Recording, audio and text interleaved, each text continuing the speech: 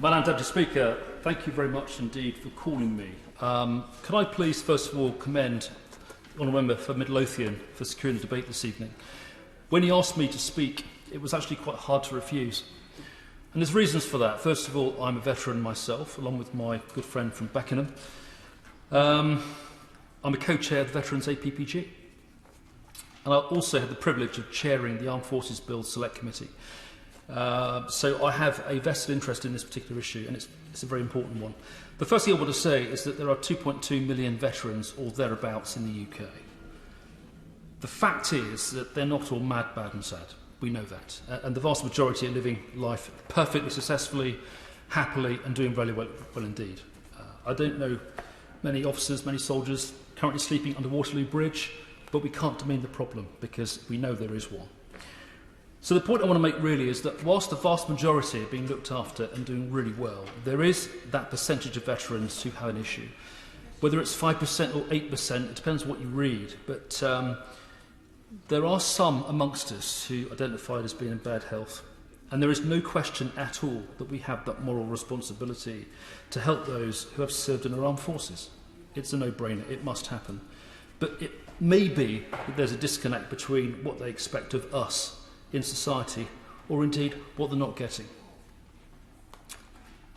The Armed Forces Compensation Scheme is a good scheme, and there's much to be commended in that scheme. It's a great scheme. So the first thing I want to do is to commend those volunteers who work within that scheme, the assessors, the medical staff, all of these people that make this happen and who do the best they can to improve the lot of our veterans. Yes, there are some examples of where the scheme has not provided sufficient care for those in need. We've heard a bit of that earlier, and inboxes for all MPs are a barometer of what might be lurking out there. I feel fortunate in Bracknell, for example, but I know that other colleagues perhaps aren't quite so fortunate with what they're getting in their inboxes, and it encourages us to action. We have to make the appropriate interventions. There are situations where veterans can be penalised if they're getting better. And of course, we also know that a lot of the assessments come down to the day on which they're being assessed. So are they having a good day? Is it a bad day? Are they showing improvement this week? So there is an inconsistency, I think, with the assessments. Some veterans have been wrongfully assessed, we know that. And again, mental health problems can go under the radar. Some veterans just do not want to present with mental health problems. They keep it to themselves.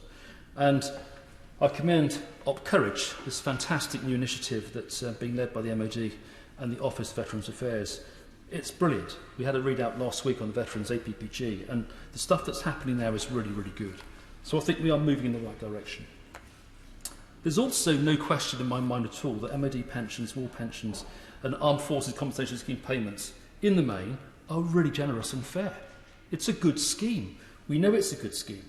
And that befits those who have undertaken armed service.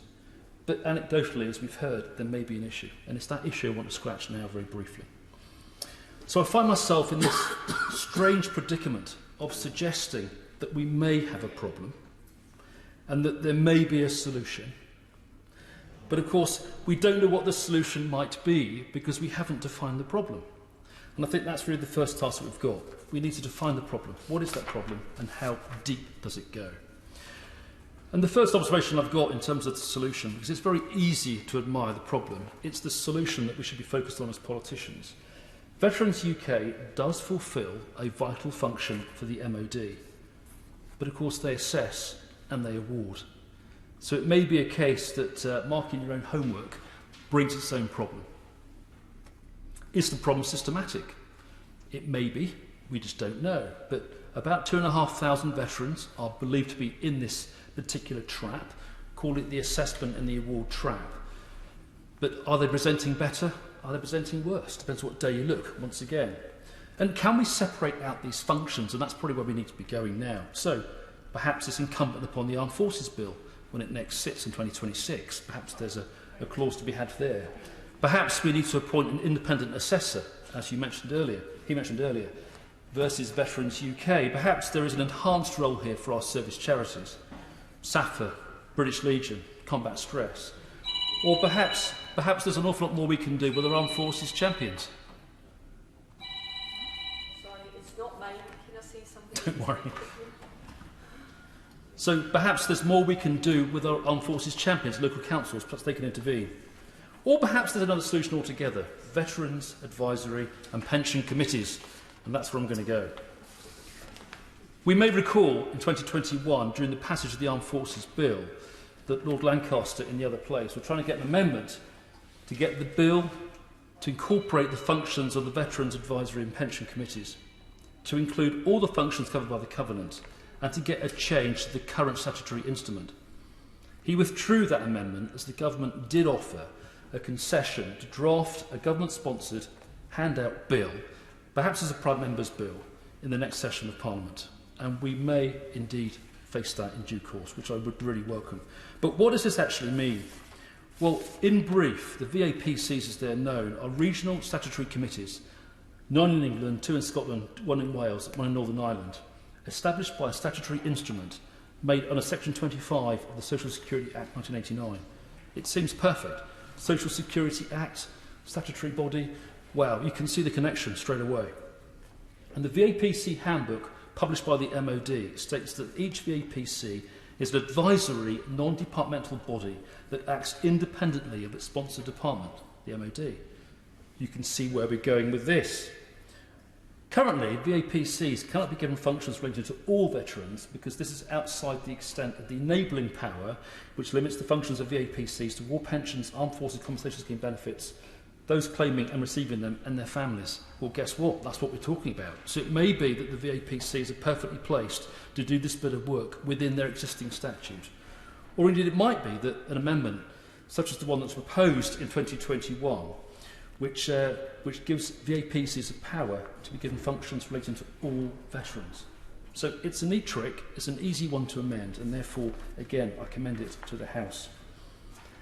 Importantly, VAPCs could be given a statutory role, subject to resources, and perhaps supported by the charities and the NHS, to provide a voice of reason for Veterans UK. Perhaps some kind of independent assessor, perhaps some kind of critical friend, voice of conscience. I regret that at this point in time, I don't have a ready solution in terms of the mechanism by which that might take place. But it stands to reason from what we said earlier, and indeed this evening, that it's worthy of consideration. And I do believe that the VAPCs could be really, really important in this particular area to provide that interim, that link, that voice of conscience with Veterans UK.